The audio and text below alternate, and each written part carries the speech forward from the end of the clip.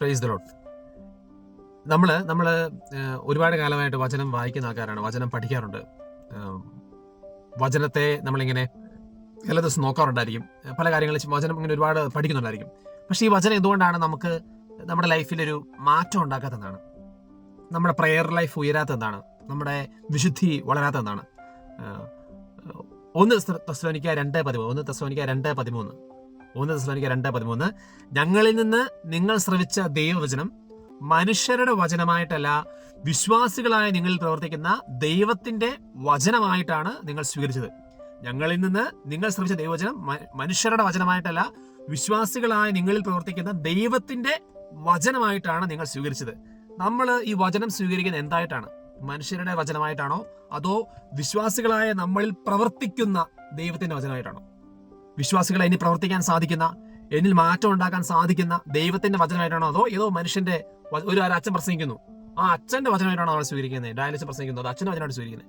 അതോ എന്നിൽ പ്രവർത്തിക്കാൻ സാധിക്കുന്ന, എന്നിൽ മാറ്റം ഉണ്ടാക്കാൻ സാധിക്കുന്ന, എന്നെ വിശുദ്ധനാക്കാൻ സാധിക്കുന്ന ദൈവത്തിന്റെ വചനമായിട്ടാണോ നിങ്ങൾ സ്വീകരിക്കുന്നത്?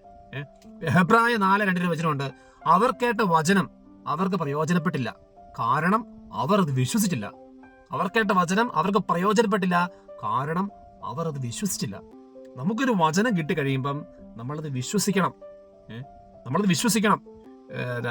ഞാനും പിതാവ് ഒന്നാകുന്നു എന്ന വചനം ഈശോയിൽ നിന്ന് കിട്ടിക്കഴിയുമ്പം ഈശോയും പിതാവ് ഒന്നാണ്. 1 യോഹന്നാൻ 4:4 പറയുകയാണ്, നിന്റെ ഉള്ളിലുള്ള ലോകത്തിലുള്ളതിനേക്കാൾ ശക്തനാണ്. അപ്പൊ പിതാവ് ഈശോയും കൂടെ എൻ്റെ ഉള്ളിൽ വസിക്കുന്നു.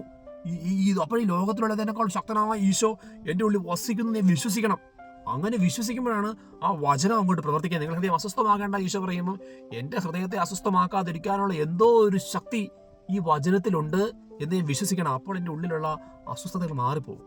യോഹന്നാൻ 11:40 വിശ്വസിച്ചാൽ നീ ദൈവമഹത്വം ദർശിക്കും. നമ്മൾ ഈ വചനത്തിൽ വിശ്വസിക്കുന്ന അനുസരിച്ചാണ് നമുക്ക് ഈശോയുടെ മഹത്വം നമ്മുടെ വെളിപ്പെടുന്നത്. അപ്പം ഇനി ഓരോ വചനം, നമ്മൾ ഈ ബൈബിൾ തുറന്നിട്ട് ഓരോ വചനം പഠിക്കുന്ന സമയത്ത്, ഓരോ വചനം വായിക്കുന്ന സമയത്ത് നമ്മളത് വിശ്വസിക്കണം. This can heal me. നിങ്ങളുടെ 1 Thessalonians 4:1 വിശുദ്ധീകരണമാണ് ദൈവം അപേക്ഷിക്കുന്നത്. ഈ വചനം വായിക്കുന്ന സമയത്ത് എൻ്റെ വിശുദ്ധീകരണം സാധിക്കും ഈ വചനത്തിൽ കൂടെ എന്ന് വിശ്വസിക്കണം. അങ്ങനെ വിശ്വസിക്കുമ്പോൾ ഈ വചനം എന്നിൽ പ്രവർത്തിക്കും. അപ്പം ഇനി പഠിക്കുന്ന ഓരോ വചനങ്ങളും, ഇതുവരെ പഠിച്ച ഓരോ വചനങ്ങളും നമുക്ക് എടുത്തെടുത്ത് അങ്ങ് വിശ്വസിക്കാം. ഇതൊക്കെ വിശ്വസിച്ചുകൊണ്ടിരിക്കാം. അങ്ങനെ വിശ്വസിക്കുന്ന സമയത്ത് ഇത് നമ്മളെ മാറ്റം ഉണ്ടാക്കും. നമ്മുടെ ആത്മീയത ശക്തമായിട്ട് ഉയരും. നമ്മൾ ഈശോയുടെ മക്കളാവും. ആമേൻ.